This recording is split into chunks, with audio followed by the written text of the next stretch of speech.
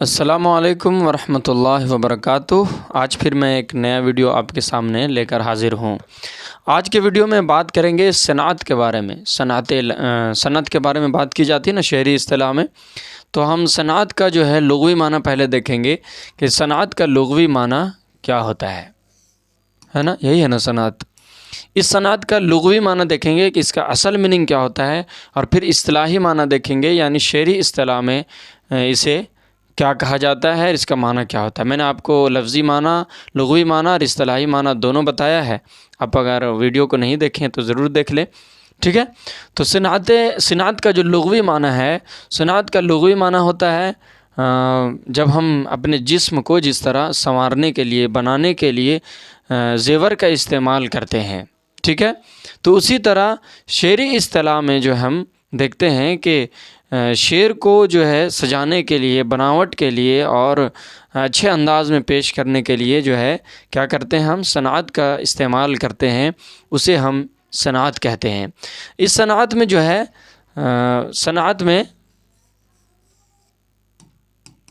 صنعت لفظی ہوتا ہے اور صنعت معنوی، ٹھیک ہے۔ صنعت دو طرح کا ہوتا ہے، لفظی اور معنوی۔ یعنی کہ جب ہم شعر کو سجاتے ہیں تو دو طرح سے سجاتے ہیں، ایک لفظی طور پر اور ایک معنوی طور پر۔ یعنی جب ہم لفظ کو دھیان میں رکھ کر اسے سجاتے ہیں لفظی خوبصورتی کے لیے تو ہم اسے صنعت لفظی کہیں گے، اور جب معنی کے اعتبار سے، اس کے میننگ کے اعتبار سے جب ہم اس کو سجاتے ہیں، یعنی ہم جب معنی کو دھیان میں رکھ کر صنعت کا یوز کرتے ہیں تو اسے ہم صنعت معنوی کہیں گے۔ پھر آپ سمجھ لیں، صنعت کا معنی ہے جس طرح ہم اپنے جسم کو سجانے کے لیے، بناؤ سنگار کے لیے جس طرح زیور کا استعمال کرتے ہیں، اسی طرح لفظ کو سجانے کے لیے صنعت کا استعمال کرتے ہیں۔ تو ایک طرح سے یہ کہیں کہ شعر کا ایک طرح کا یہ زیور ہے، یعنی کہ اس کے ذریعے شعر کو سجایا جاتا ہے۔ اب شعر کو سجایا جاتا ہے دو طریقے سے، شعر کو دو طریقے سے سجایا جاتا ہے، ایک لفظی طور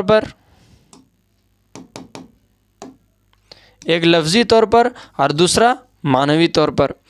صنعت لفظی میں لفظ کو دھیان میں رکھیں گے، صنعت معنوی میں معنی کو دھیان رکھیں گے۔ صنعت لفظی کی ایک مثال دیکھ لیتے ہیں، ہے نا۔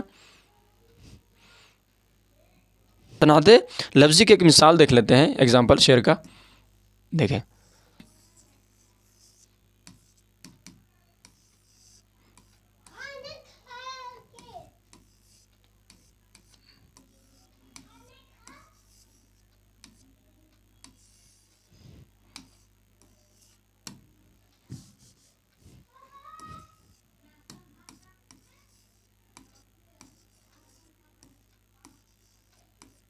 اگر لاکھ برائی ہوگی، سب سہیں گے اگر لاکھ برائی ہوگی،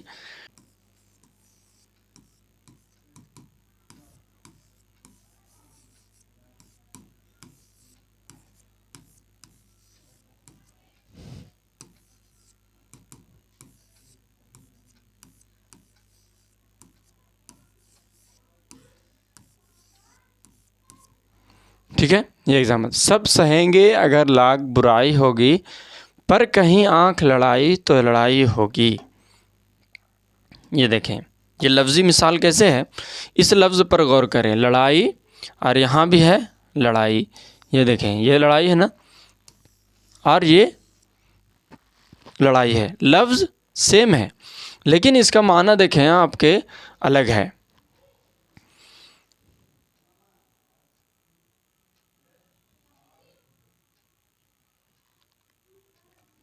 تو اس میں ہم جو ہے کہ لفظ پر غور کر رہے ہیں، لفظ کی خوبصورتی کے لیے، الفاظ کی خوبصورتی کے لیے ہم اس طرح کا یوز کرتے ہیں۔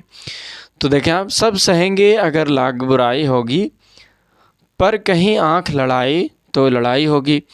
اس کا معنی بھی سمجھا دیتے ہیں۔ دیکھیں، یہ جو لڑائی ہے نا، دونوں سیم ہے، سیم ورڈ ہے، سیم لفظ ہے، لیکن معنی الگ الگ ہے۔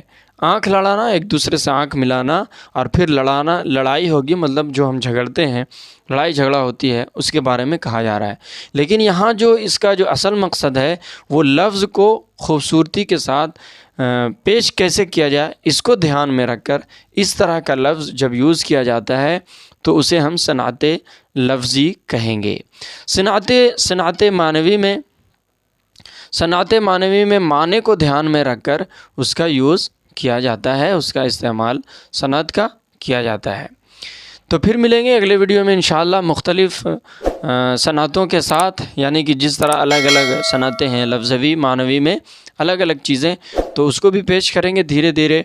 जिस तरह सनअत लफ्ज़ी कौन कौन हैं, सनअत मानवी कौन कौन हैं, उन सब को आपके सामने लाया जाएगा इंशाअल्लाह ताला। आप बने रहें, चैनल पर नए हैं तो ज़रूर सब्सक्राइब कर लें और बेल आइकन प्रेस कर लें, नोटिफिकेशन आप तक बहुत जल्द ही पहुंच जाएगा। ठीक है, तो इस तरह के जो अल्फाज हैं ना यूज़ किए जाते हैं उसे हम क्या कहेंगे, सनात लफ्ज़ी। फिर इसका नाम भी है, जैसे इसका नाम है सनात